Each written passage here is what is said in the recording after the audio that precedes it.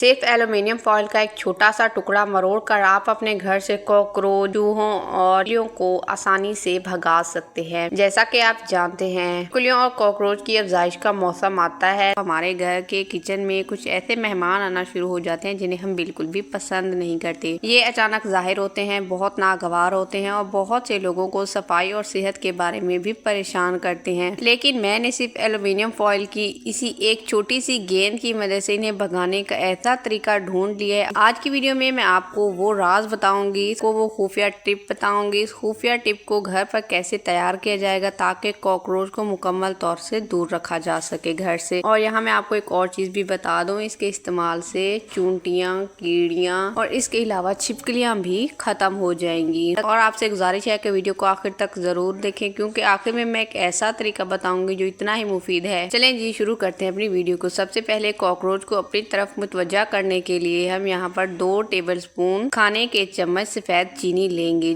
चीनी एक मजबूत कशिश का काम करते हैं। कॉकरोच फितरी तौर पर मीठी खुशबू की तरफ खींचे चले आते हैं, इसीलिए ये इन्हें आसानी से अपनी तरफ खींच कर ले आएगी और आपको कोई अदाफी मेहनत भी नहीं करनी पड़ेगी। इसके बाद आपने 1 टेबलस्पून बेकिंग सोडा शामिल कर देना है। फिर 1 चम्मच की मदद से चीनी और बेकिंग सोडा को अच्छी तरह से मिला लें ताकि दोनों चीजें मुकम्मल तौर पर एक दूसरे के साथ मिक्स हो जाएं। बेकिंग सोडा कीड़ों के जिस्म के अंदर जाकर ऐसा रद्द-ए-अमल पैदा करता है जो इनके लिए बहुत नुकसानदेह होता है। जब कॉकरोच इस मिक्सचर को खाते हैं तो बेकिंग सोडा इनके अंदरूनी निजाम को मुतासिर करता है, इसी तरह इन्हें प्रॉपरली तरीके से खत्म करने में मदद देता है। कुछ सूरत हाल में ये मिक्सचर दूसरे गैर जरूरी कीड़ों पर भी असर डाल सकता है, जिनमें बाद किस्म की मकड़ियां भी शामिल है। जब चीनी और बेकिंग सोडा अच्छी तरह मिक्स हो जाए तो अब एक और चीज शामिल करेंगे जो कॉकरोच को खत्म करने में मदद देती है, वो है लीमू का छिलका। 1 लीमू का छिलका लें और इसका सिर्फ छिलका इस्तेमाल करें। लीमू का रस इस्तेमाल नहीं करना, हमने सिर्फ यहाँ पे छिलका इस्तेमाल करना है। थोड़ा सा यहाँ पर आपने लीमू का छिलका ले लेना है। ये बात बहुत अहम है कि लीमू के रस में पानी और तेजाब होता है जो इस मिक्सचर के तवाजुन को खराब कर सकता है, इसलिए इस बात का ख्याल रखें कि इसमें लीमू का रस बिल्कुल भी शामिल ना हो। अब 1 लीमू लें और इसे बारीक कद्दूकस करके इसमें शामिल कर दें। कद्दू को तकरीबन ½ टेबलस्पून खाने का चम्मच बारीक कद्दूकस किया हुआ लीमू का छिलका चाहिए। ये मिकदार इतनी काफी होती है, इससे ज्यादा लीमू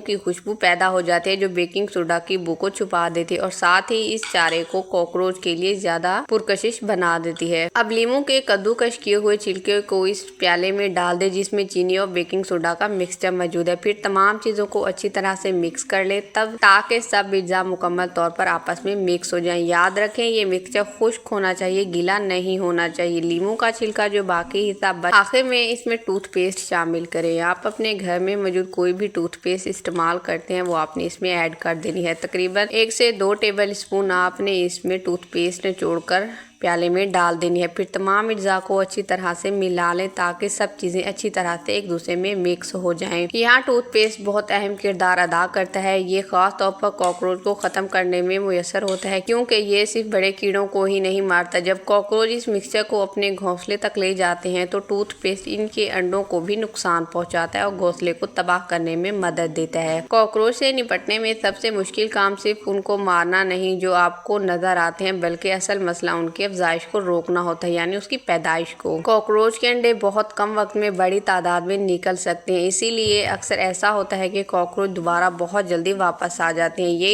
इस सिलसिले को तोड़ने में मदद देता है। जब तमाम चीजें अच्छी तरह से मिक्स हो जाए तो इसका तैयार किया हुआ चारा अब इस्तेमाल के लिए तैयार है। अब एल्यूमिनियम फॉइल का एक छोटा सा टुकड़ा फाड़ लें। एल्यूमिनियम फॉइल में खाने की खुशबू, चिकनाई और दूसरी बुओं को अपने अंदर महफूज रखने की खसूसियत होती है। फॉइल के इर्द गिर्द रहती है और कॉकरोच को अपनी तरफ खींच लेती है, बगैर इसके कि इन्हें अंदाजा हो के करीब ही इनके लिए खतरा मौजूद है। अब इस तैयार किए हुए चारे को थोड़ी सी मिकदार में एल्यूमिनियम फॉइल के दरमियान में रखें। फिर आहिस्ता आहिस्ता फॉइल को इस मिक्सचर के इर्द गिर्द मोड़ें और एक छोटी सी मजबूत गेंद की शक्ल में बना लें। इस बात का खास ख्याल रखें कि चारा मुकम्मल तौर पर फॉइल के अंदर बंद हो जाए। एल्यूमिनियम फॉइल खुशबू को अंदर ही बरकरार रखने में मदद देता है और साथ ही इस मिक्सचर को खुश्क होने से भी बचाता है। इसके बाद एक कांटे वाला फॉग लें। एल्यूमिनियम फॉइल कि इस गेंद में चंद छोटे छोटे इस तरह से सुराख कर, क्योंकि मिक्सचर खुश्क है इसलिए इन सुराखों से कुछ भी बाहर नहीं निकलेगा। कॉकरोच फॉइल से आने वाली खुशबू की वजह से इसकी तरफ खींचे चले जाएंगे। कॉकरोच एंटी चोखियां इस्तेमाल करते हुए इन छोटे सुराखों के जरिए चारे तक पहुंचते हैं। इसके बाद वो इस मिक्सचर को अपने घोंसले तक ले जाते हैं। एक बार घोंसले के अंदर पहुंचने के बाद चारा अपना असर दिखाना शुरू कर देता है, जिससे न सिर्फ कॉकरोच बल्कि इनके अंडे भी खत्म होने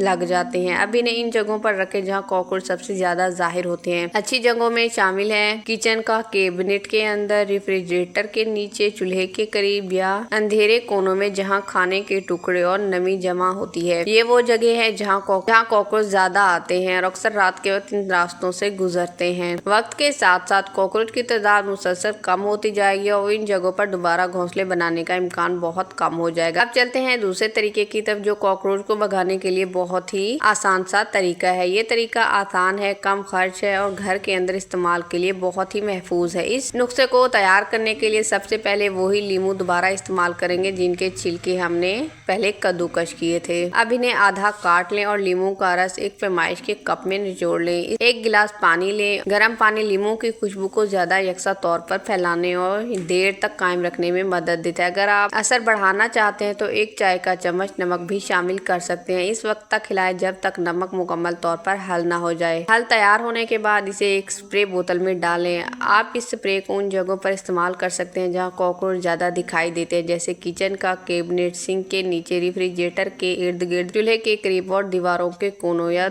दरारों के साथ। तेज लीमू की खुशबू उन जगहों को कॉकरोच के लिए गैर आरामदेह बनाती है और इन्हें दूर रहने पर मजबूर कर देती है। लीमू का पानी चिकनाई, बू और खाने की बकियात को भी साफ करने में मदद देता है, जो कि कॉकरोच को किचन की तरफ खींचते हैं। बेहतरीन नताइज के लिए इसको हफ्ते में 2 से 3 बार स्प्रे करें। बाकायदा इस्तेमाल से सादा लीमू का रस आपके किचन को साफ, ताज़ा और कॉकरोच के लिए कम कशिश वाला बना देता है। आज की वीडियो के लिए बस इतना है। सिर्फ चंद आसान इजाज़ के साथ आपके पास घर में कॉकरोच से मुयस्सर कुदरती और महफूज तरीके से निपटने के 2 अमली तरीके मौजूद हैं। अगर आपको मेरी वीडियो पसंद आई है तो वीडियो को भी लाइक करके चैनल को भी सब्सक्राइब करते जाएं। मिलूंगी और ऐसी अच्छी वीडियो के साथ, तब तक अल्लाह हाफिज।